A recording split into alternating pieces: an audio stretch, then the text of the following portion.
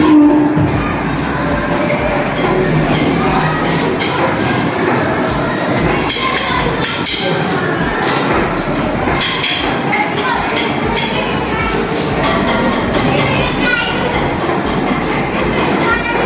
awali dengan doa. Silakan satu orang memimpin kita dalam doa. Doa kita ini berdoa kita bersama kita dengan Bapa dan Putra dan Roh Kudus. Amin. Bapa di surga, kami bersyukur karena Engkau menuntun langkah kami sehingga kami dapat hadir di sini untuk mengikuti pembelajaran pada hari ini. Semoga karena berkat-Mu kami mampu memahami bahwa Engkau sendiri hadir melalui pelayanan-pelayanan yang telah Engkau pilih sendiri untuk memimpin gereja-Mu yang kudus. Berkat sakramen imamat yang telah mereka terima demi Kristus Tuhan dan Juru Selamat kami. Amin. Dalam nama Bapa dan Putra dan Roh Kudus. Baik, kita balik lagi ke awal.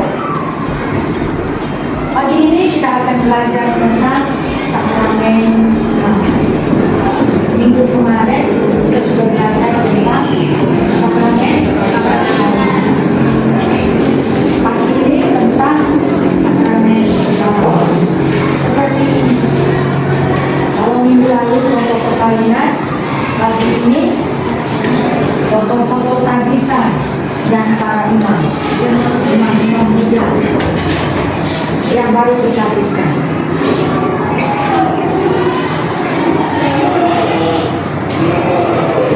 Kita sudah berdoa. Selanjutnya, jadi sifat perkawinan ada berapa? Satu. Dua. Itulah sifat gereja Katolik. Sifat perkawinan gereja Katolik. Yang kedua, siapa masih ingat tujuan perkawinan Katolik? Tujuan perkawinan Katolik. Satu. Dua. Tiga. Anak-anak. Itu supaya kita ingat kembali pelajaran yang telah. Yang berikut, hari ini kita belajar tentang sakramen imamat atau sakramen tabisan. Ada pertanyaan pemantik. Apa yang kalian ketahui tentang sakramen imamat sebagai panggilan hidup? Yang kedua, apa yang sudah kalian lakukan untuk mendukung kehidupan para imam? Ya, ini pertanyaan-pertanyaan penunjuk atau pertanyaan-pertanyaan pemantik. Tujuan pembelajaran hari ini, peserta didik mampu memahami sakramen imamat dan mampu menyusun doa untuk mendukung kehidupan para imam, sehingga peserta didik mampu mensyukuri kehadiran para imam serta berperan aktif mendukung tugas-tugas mereka. Ini yang perlu kita tahu nanti, makna sakramen imamat itu apa. Setelah tahu maknanya, mampu menyusun doa untuk mendukung kehidupan para imam dalam tugas pelayanan mereka. Tentu yang kita ketahui bukan hanya makna sakramen imamat, syarat menjadi imam itu seperti apa, tugas-tugas sebagai imam itu apa saja, usaha apa yang perlu kita lakukan untuk mendukung para imam dalam karya pelayanan mereka dengan sakramen imamat. Selanjutnya ada 5 kriteria tercapaian tujuan pembelajaran. Artinya, setelah dari pembelajaran ini, bebas memilih panggilan hidup, bebas menentukan panggilan hidup. Mau hidup berkeluarga, itu artinya menerima sakramen perkawinan, dan mau hidup selibat, itu artinya memilih sakramen imamat untuk laki-laki. Untuk cewek-cewek, untuk putri bisa memilih menjadi suster atau biarawati. Yang kedua, gotong royong. Nanti setelah ini Anda akan duduk dalam kelompok. Yang ketiga, bernalar kritis. Bernalar kritis menghargai orang lain, aktif dalam kelompok, berani mengeluarkan pendapat dan sebagainya. Itu karakter dari Pancasila, profil Pancasila. Begitu. Selanjutnya ada misi sekolah. Seperti kali lalu kita juga sudah mengetahui misi sekolah, visi dan misi sekolah. Kegiatan inti yang pertama, ya, peserta didik dan kelompoknya nanti akan dibagi. Anda akan duduk dalam kelompok, masing-masing kelompok kita akan membuat 5 kelompok, ya, satu kelompok 5 orang, 5 kelompok, satu kelompok 5 orang. Kemudian Anda akan memperhatikan materi yang akan ditayangkan dalam PPT hari ini, PPT atau PowerPoint pembelajaran. Selanjutnya kita akan menyelesaikan tugas kita. Ada soal-soal yang perlu kamu kerjakan yang sudah disediakan dalam. Anak-anak sekalian akan bersama-sama, peserta didik bersama pendidik melakukan ice breaking yang akan menghidupkan suasana. Nanti masing-masing kelompok bisa menciptakan yel-yel sesuai dengan materi hari ini akan kita lakukan. Kemudian selanjutnya melakukan diskusi untuk menghasilkan solusi pemecahan masalah, menyelesaikan soal-soal pelajaran hari ini. Selanjutnya akan mencari bahan atau solusi untuk menyelesaikan tugas-tugas yang diberikan dalam LKPD. Lalu yang berikut, tahap keempat, mengembangkan dan menyajikan hasil karya, mempresentasikan hasil diskusinya. Setiap kelompok mempresentasikan hasil diskusinya di sini. Nanti diselingi dengan menampilkan yel-yelnya dari masing-masing kelompok. Yang tahap kelima, menganalisis dan mengevaluasi proses. Setelah kita mempresentasi, lalu kita akan menganalisis, evaluasi kembali peserta didik. Di antara kalian akan saling memberikan tanggapan dan apresiasi. Kemudian di antara kalian peserta didik bersama pendidik membuat kesimpulan. Anak-anak dengan guru akan membuat kesimpulan secara bersama apa yang telah diperoleh dari pelajaran hari ini. Itu tentang proses kegiatan pembelajaran kita hari ini. Baik, silakan duduk dalam kelompok, masing-masing kelompok 5 orang. Silakan duduk.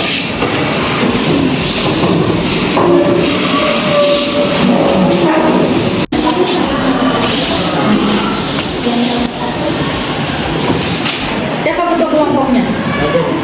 Raja. Moderatornya Stephen. Notulennya Jeremy. Ini siapa ketua kelompoknya? Talita. Moderator. Moderator yang akan memperlancar proses pelaporan presentasi. Contoh, selamat pagi teman-teman. Saya sebagai moderator Mary. Oke, notulennya, sekretarisnya yang tukang mencatat. Siapa? Mediana. Oke. Di sini siapa ketua kelompok? Cinta. Moderator Desi. Notulen Sandra. Ini ketua kelompoknya Monel.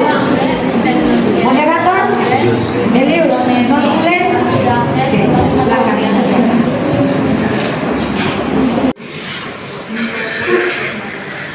Susunlah doa untuk para imam agar selalu setia dalam panggilan hidupnya. Karena untuk pastor itu setia dalam hidup panggilannya, kemudian melaksanakan tugasnya dengan baik. Sehat selalu. Masih ingat kan? Struktur. Satu, dua, Ya, ingat ya? Selamat pagi. Kami dari kelompok 3 akan melaporkan hasil diskusi dan yel-yel dari kelompok kami. Sekian, selamat menyaksikan. Perkenalkan, nama saya Mary, saya sebagai moderator. Saya Andre, saya dari kelompok 3, saya sebagai anggota. Saya Agnes, saya dari kelompok 3, saya sebagai Alina sebagai ketua dari kelompok 3. Saya Berliana dari kelompok 3 sebagai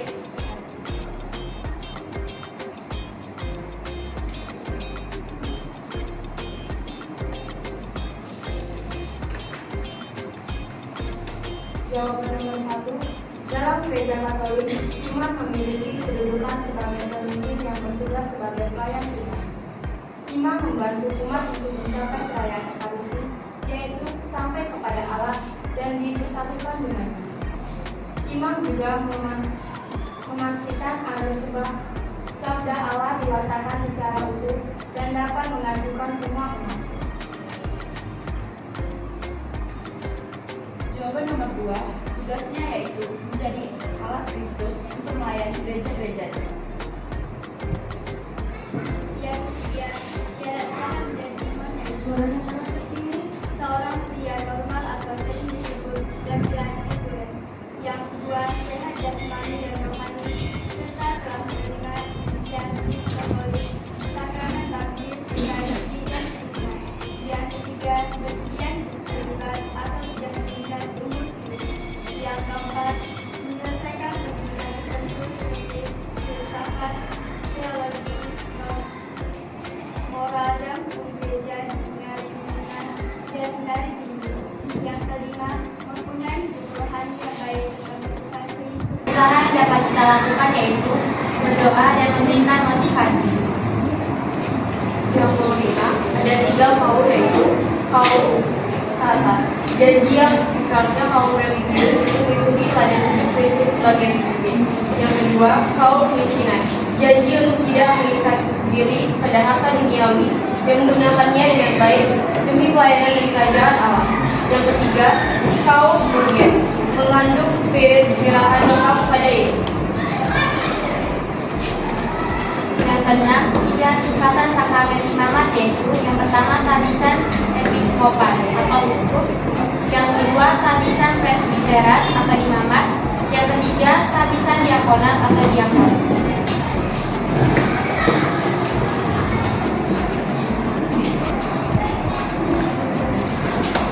Allah Bapa yang bertata di dalam kerajaan surga, puji dan syukur kami panjatkan kepadamu, karena Engkau telah memberikan kami nafas kehidupan hingga saat ini. Kami mohon kepadamu, bantulah para iman yang ada di seluruh dunia ini, untuk selalu sadar dalam menjalani mereka, dan tuntunlah mereka agar selalu percaya kepadamu, serta berikanlah mereka kesehatan dan semangat untuk membantu melayani gereja yang ada di seluruh dunia ini. Kami silakan doa ini kepadamu demi Kristus Tuhan dan pengangkatan kami. Amin. Sekian dari kelompok kami. Terima kasih. Mari kita belajar agama, belajar tentang sakramen imamat.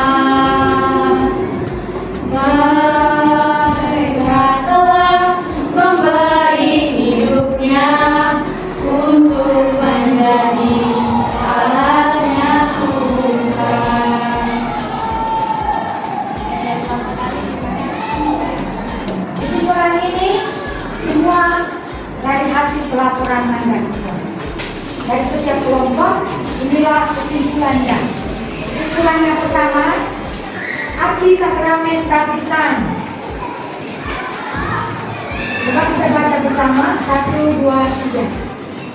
Sakramen tabisan adalah sebuah sakramen suci dalam gereja Katolik yang melalui penerimaan sakramen ini seorang dapat menjadi seorang uskup, imam, atau diakon. Sakramen ini memberikan kuasa khusus kepada penerima untuk menjalankan tugas-tugas gereja, yaitu mengajar, menguduskan, dan memimpin umat.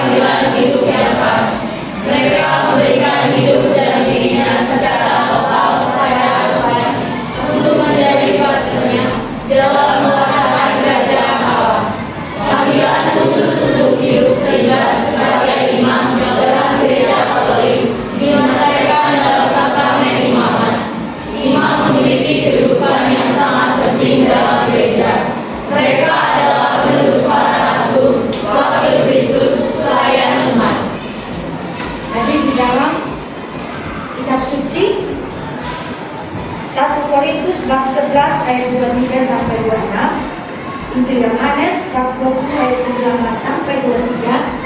Lalu ada ajaran-ajaran gereja, katekismus gereja Katolik. Di sana menjelaskan tentang ini, bahwa para imam, para pastor, mereka dipanggil untuk hidup selibat sebagai panggilan hidup yang khas. Dan itu tentu yang laki-laki, bukan yang perempuan. Dan juga tidak semua laki-laki. Laki-laki tertentu saja, laki-laki yang terpilih untuk menjadi rekan kerja Allah, untuk menjadi partnernya, mitranya, sahabatnya, temannya dalam mewartakan kerajaan Allah. Itu tentang kedudukan imam dalam gereja berdasarkan kitab suci dan ajaran gereja yang sudah kita baca bersama. Selanjutnya, ada 3 tugas utama imam. Apa saja? Yang pertama, mengajar. 2, 3, memimpin. Tugas mengajar, yaitu sebagai nabi. Dalam kitab suci dijelaskan bahwa tugas seorang imam adalah mengajar, seperti nabi. Lalu yang kedua, tugas seorang imam adalah menguduskan. Maka ketika dia melakukan atau memimpin perayaan Ekaristi, seorang imam telah menguduskan umat pilihan Allah. Yang ketiga, memimpin, yaitu tugas sebagai raja. Memimpin, imam memimpin umat dalam perayaan liturgi, memimpin umat dalam kehidupan rohani, dan menggembalakan umat percayanya. Ini 3 tugas utama imam. Apa saja tugas utama imam? 1, 2, 3,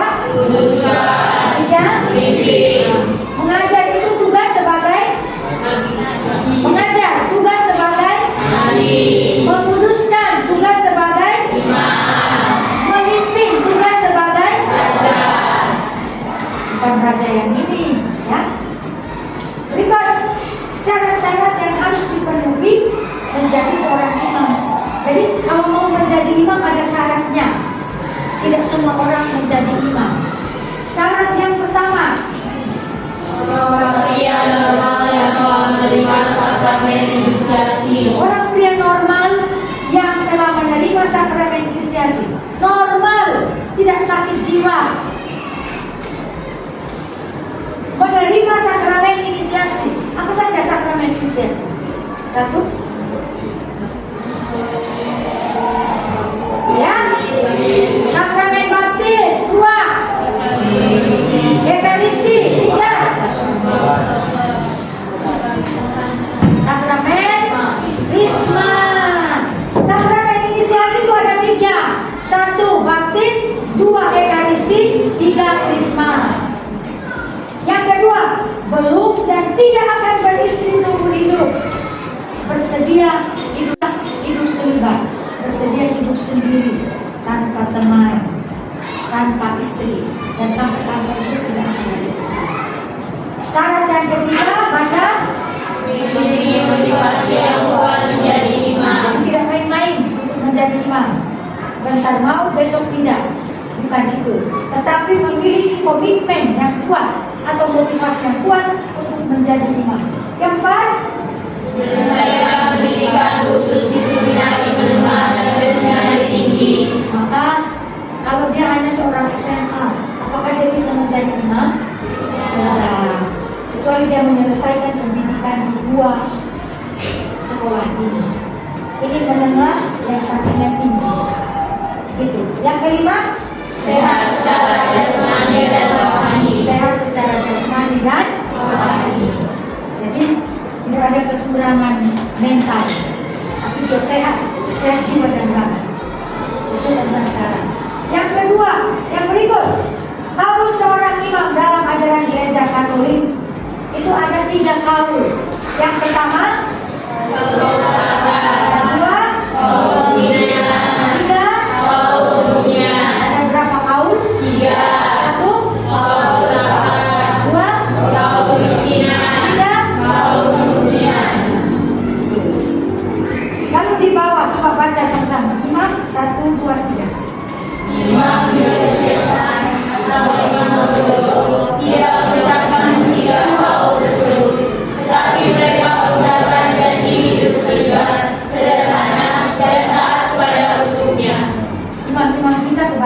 mempojok.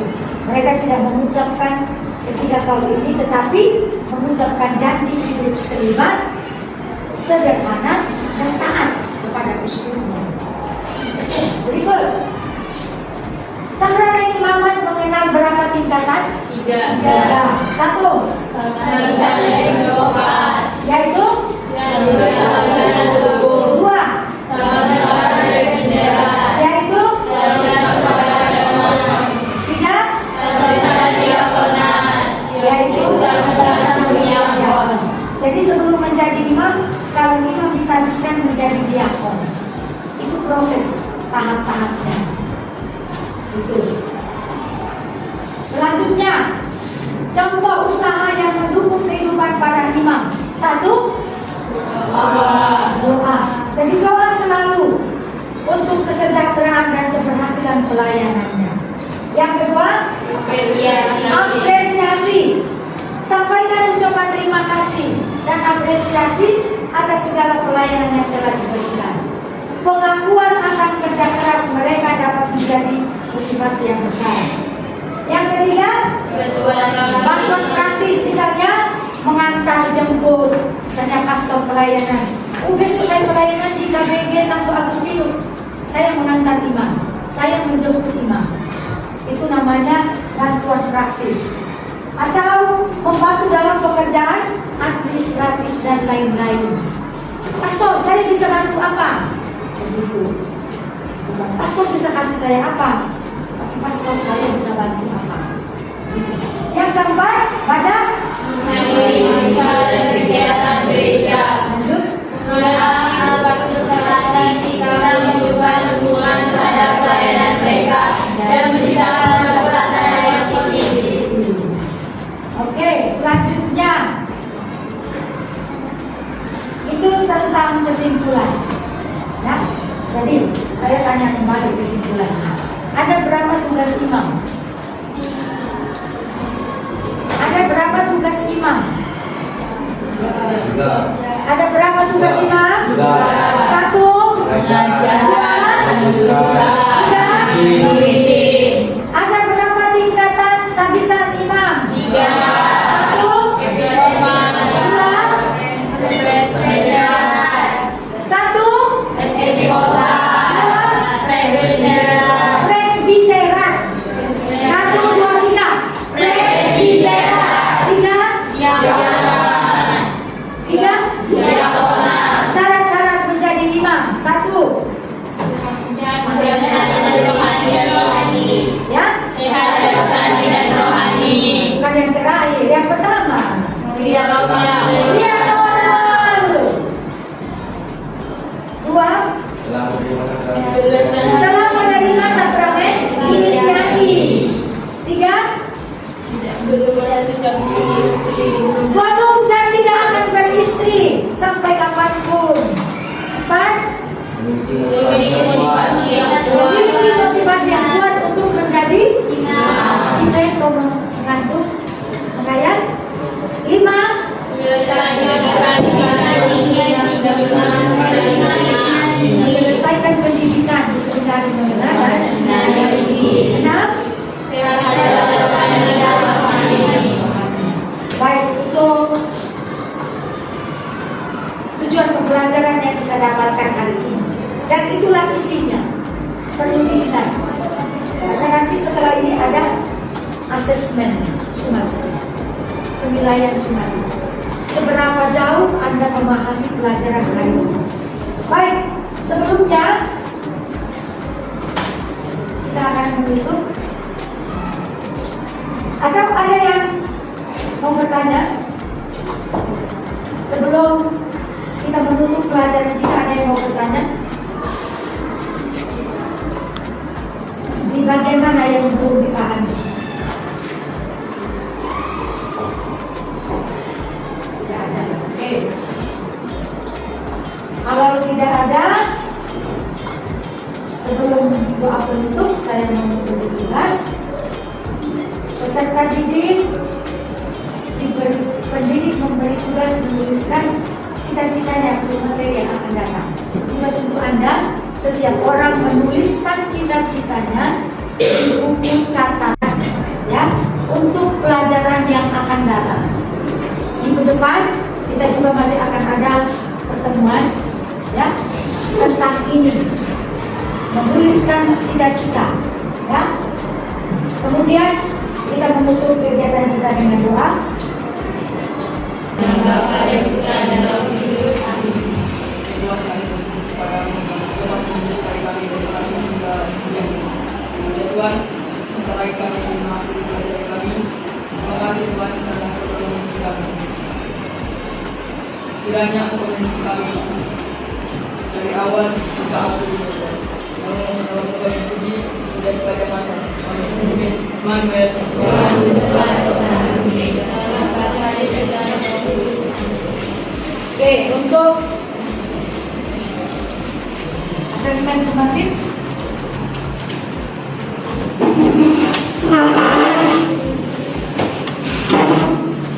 tokennya asesmen sumatif.